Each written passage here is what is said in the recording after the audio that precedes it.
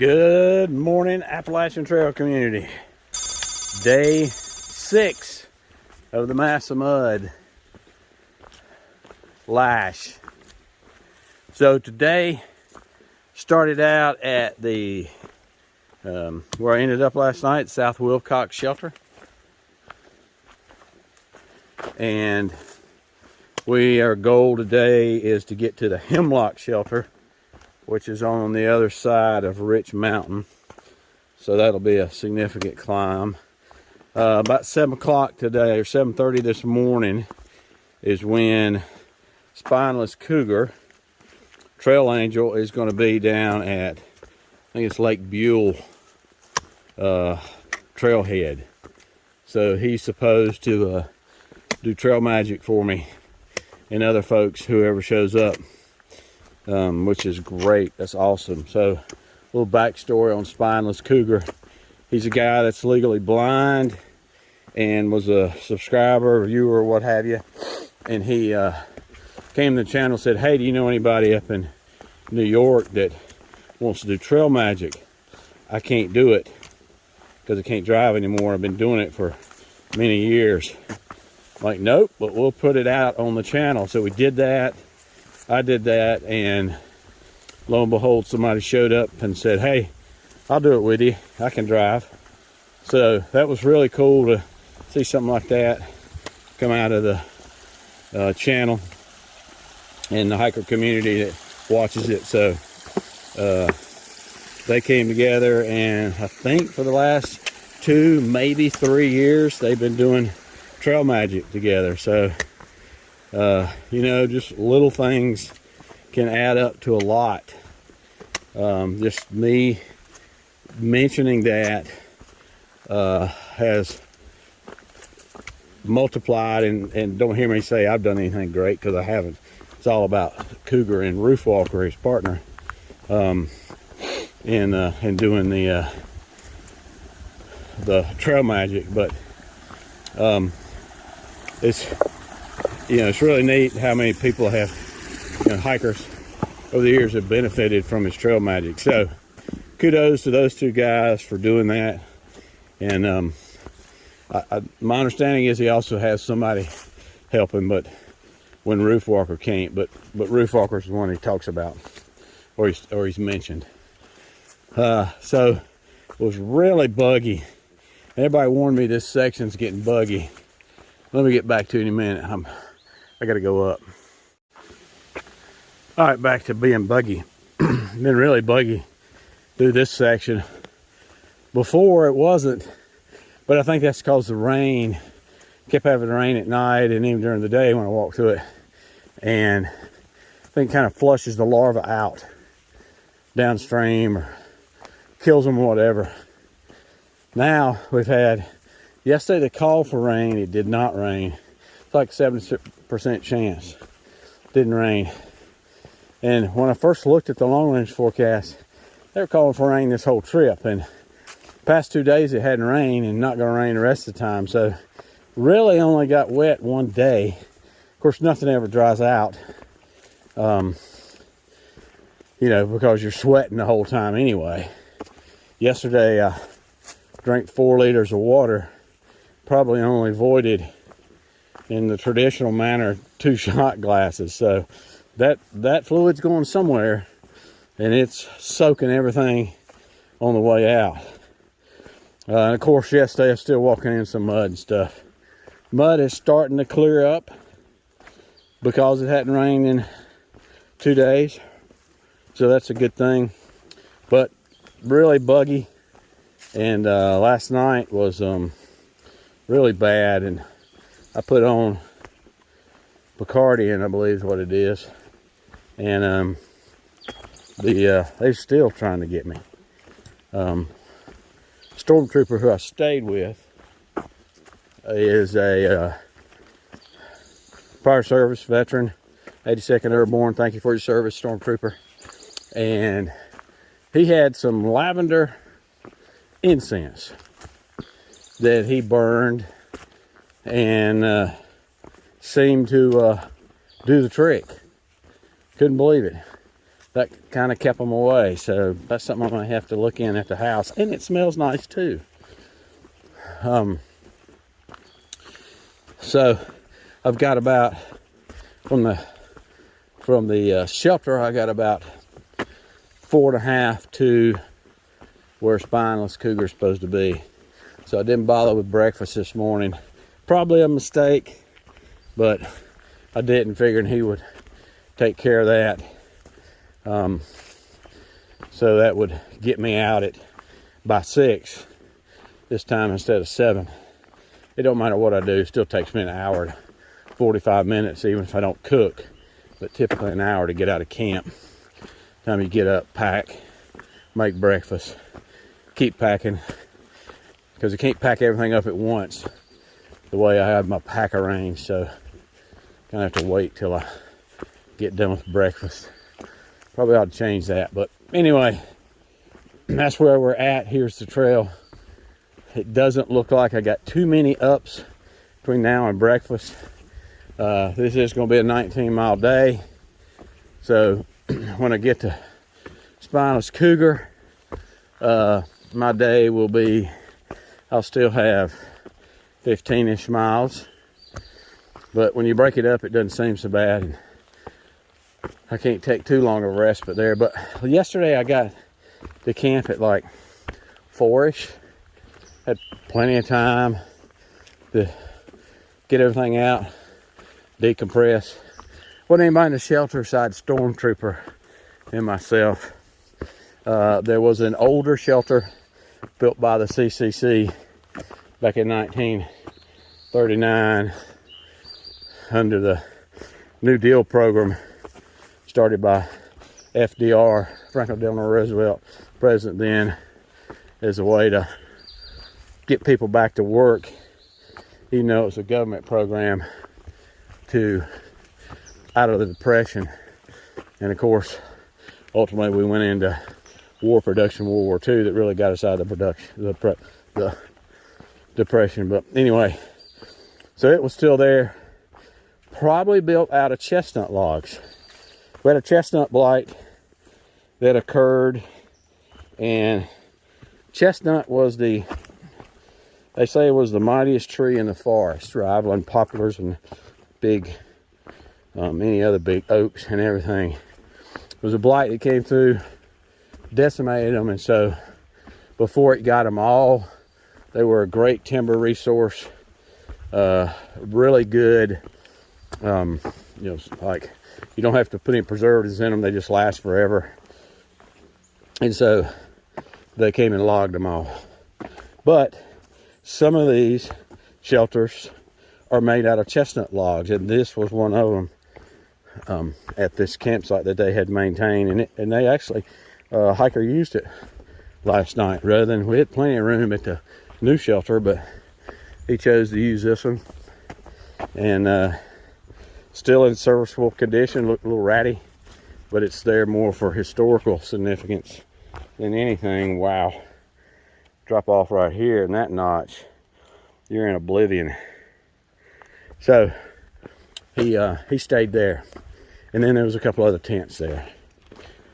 All right, let me put this away while I'm negotiating. Oh, I got a view here. I'm gonna let y'all see this view. Don't know what it's gonna look like, but I want y'all to see it anyway.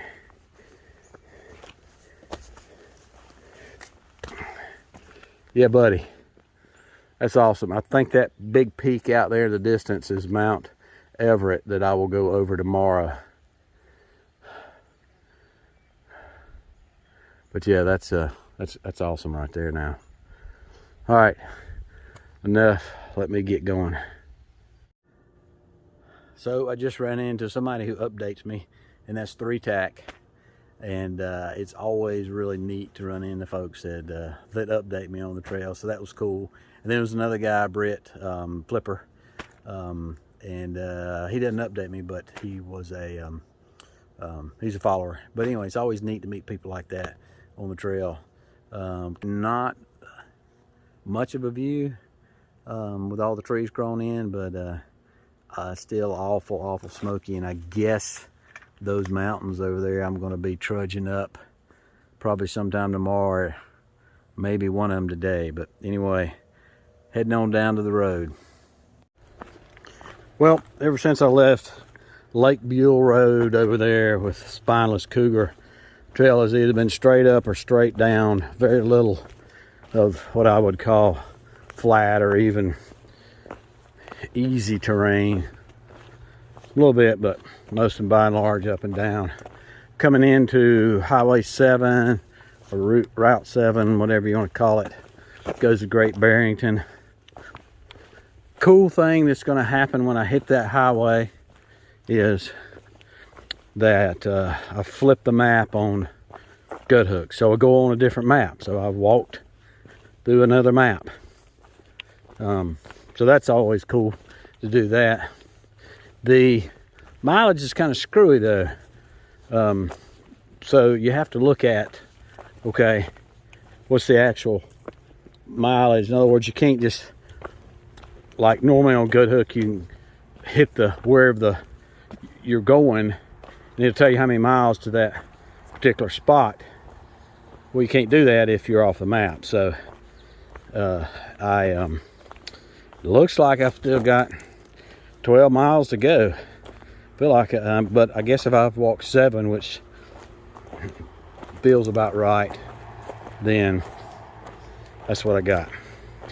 So debating about, I'm getting a little water. I don't want to get water around the road because it's always bad to do that, you know, run off from the road.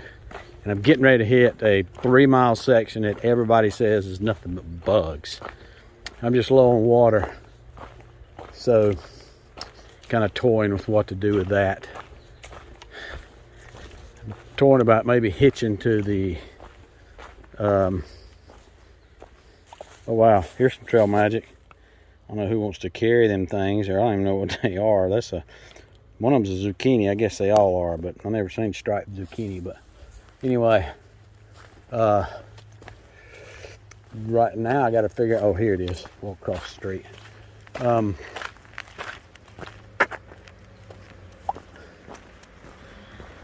So I plan to, when I get to 7, I got to determine if I want to hitch to the grocery store and eat something at the deli and buy water there or what. I've just got so many miles in front of me. I don't want to be getting so late to the shelter tonight. So we'll see. Once I flip the map, I'll get a better idea how far it is to the shelter. We'll go from there. Let me get off this thing. All right, I'm crossing over the Housatonic River. This bridge has seen better days for sure. Built in 1963. It's older than me, if you can believe that. This is the Housatonic River. And I'm coming into Route 7. I'm going to try to hitch to a grocery store. Got plenty of groceries, but I don't know where to get water from, and I'd like to sit down and do some work on some blisters and just rest my back and feet for a little bit before I finish the day, which is still a long day. I think I still got, I don't know, we'll talk about that up here at the store. But it's double digits, I'm pretty sure. All right, I want to turn it around for just a minute, show you the ugly bug net. So I've heard all week that this section is just, they will swarm you and eat you up. I've even heard it from my hitches. Let me turn back around so you can see the trail. So I got a hitch into town here at Route 7. I mean, within 5 minutes. And then I got a hitch back out of town, so I hitched into the Big Y. Got me some pizza. I got a salad, but I put it back because I was full, to be honest with you. And I really need to be eating through my food bag, but I did want to get water. I actually could have stayed on trail because there was water caches back there. Whoever puts them out there northbound of north side of Route 7, thank you. But I need to get into the air conditioning just a little bit. Had a flush toilet, took advantage of that. Did a little repair work on my feet, and my back was killing me, so I just had to get this pack off my back for an hour. So recharged, had pizza, had a Coke Zero, all things I would never eat at home. I'm eating out here, and dang, I forgot to look for a honey bun. Man, I suck. Oh, here's some black-eyed Susies. Let me stop, man. I'll take some pictures for my wife. All right, so yeah, it took me 5 minutes to get out of town. But here's the incredible thing. The first guy was Alan. He restores Cadillacs, like 56, 57. Does an awesome job. Nice talking to him. But then, hang on a second.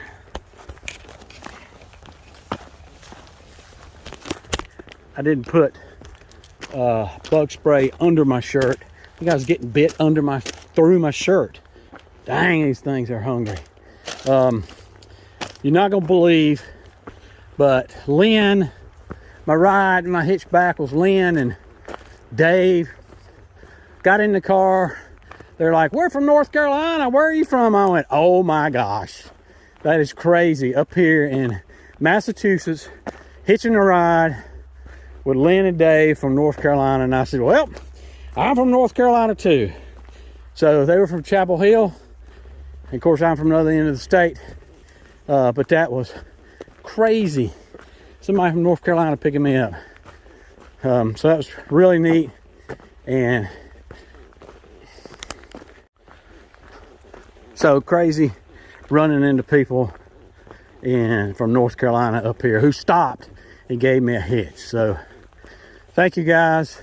Of course, I graduated from NC State. I'm a Wolfpacker, but obviously not all Tar Heels are bad. Wink, wink, nod, nod. Okay, so we are heading on up to Hemlock. Hiker back there just told me I ain't even got to the worst part of the bugs yet. Says a swampy area, wonderful. I said, "Where is he?" As you'll know it when you hit it. Oh, that sucks. I got like 15 bites on my elbows alone. Okay, this is what it looks like coming out of Great Barrington. I think I got 9 miles to go. Of course, it's like 3-ish. So, and I got to climb Mount Bushnell. But yeah, I got to go all the way. I got to summit and then start going down and hitting Hemlock Shelter. So I've been staying in the shelters. Just, it's convenient. Plus the main reason was because it's supposed to rain, and I really don't care about putting up a wet tent in the rain and just dealing with all that mess. So anyway, but tonight's not supposed to rain, and even if it was, it's my last day. So the mosquitoes were terrible last night in the shelter, and I'm going to a stormtrooper had a incense, and that kept them at bay in the morning, but I mean at night till we went to bed. But then I had to cover up, and man, I was hot. So tonight I'm gonna get my tent. It's got bug net on it, and if I can keep them out of it while I'm getting it put up, that's the main thing. And then I'll be walking out tomorrow. All right, got a climb coming. Let me hit it.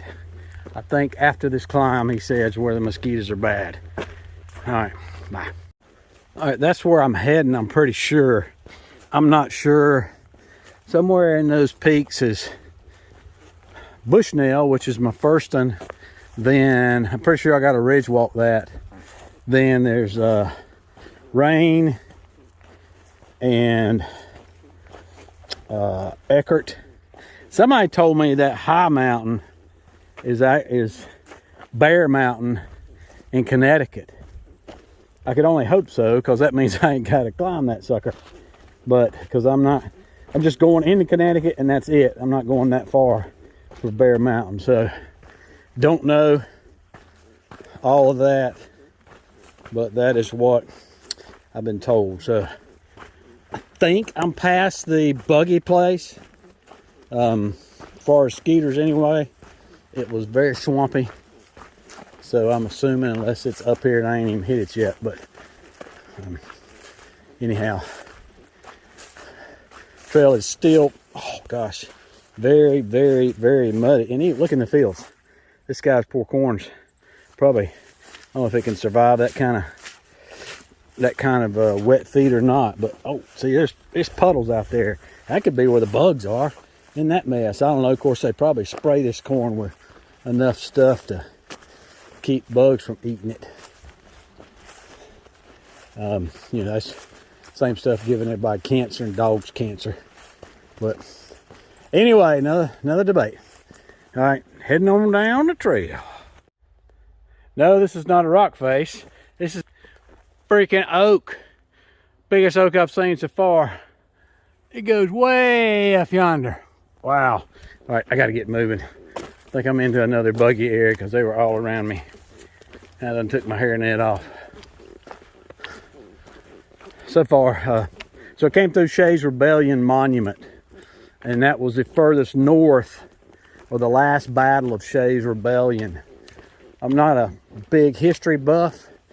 The signage there talked about that Shays Rebellion was based on, you know, it happened after the Revolutionary War. The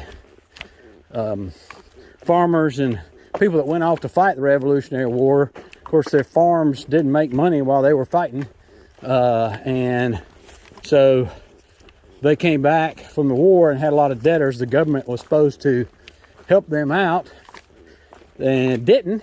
Imagine that. And so a lot of them lost their farms. A lot of them, you know, got foreclosed on, stuff like that, because they had gone and done the right thing. And the banks and wealthy people who had loaned the money, back then wealthy people would loan money as well, as much as banks, then they foreclosed on them, on the veterans. Huh. Seems things don't change a lot over the centuries. And so they rebelled. Didn't tell me who Shay was. It did talk about some other folks, but they were called the Regulators because they were against all the federal regulation that cropped up around that issue. And so, anyway, I recall there being a armory at Harper's Ferry that I thought where it started, and they broke in and took over the armory and took all the weapons. I need to go back and research that. I'll let you know if I'm right about that. But in any case, so they must have fought their way back north. Maybe they went down there to get weapons, took the weapons, and then came back up here to fight. And they were fighting government troops, my understanding was. And that was the last battle. It was as battles go, it seemed to be small. I think they said there was 40 men plus or minus on each side. But that was the monument there, and the battlefield was behind the monument. So anyway, pretty neat walk through history.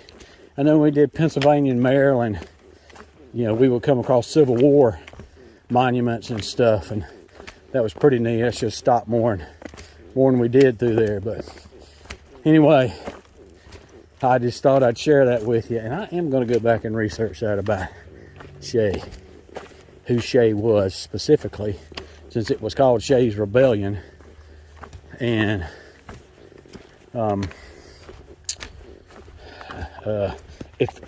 if I'm right about that at Harper's Ferry. All right, this is getting a little sketchy here. I'm gonna go. Well, that was cool. Met Picky Eater and Dang Dog. Dang Dog had been updating me a little bit, but it was a long time ago. Now he had said he was hiking with Picky Eater, but I don't, Picky Eater hadn't been updating me, but anyway, always nice to meet folks that you know through social media on the trail. The Picky Eater said it'd take me about 2 hours to make this climb. Said I had a heck of a climb, and it rivaled anything they had done so far. I'm thinking, gee, I really didn't want to hear that at the end of a 19-mile day, but we'll have to. He says very technical, so we'll just have to suck it up and drive on. So here we go. All right, this is almost at the top of a gosh awful climb. It's called Jug End, and it's like it's a dropping off place here, but it's, see those flashes, it is on the AT. It goes down through there, but wow, it's awful pretty. That's I can't remember the name of the river down there now. There it is over there too. I get that way, I get tired, I forget what stuff's called. But wow. So if you look way out in the distance, that highest peak out there,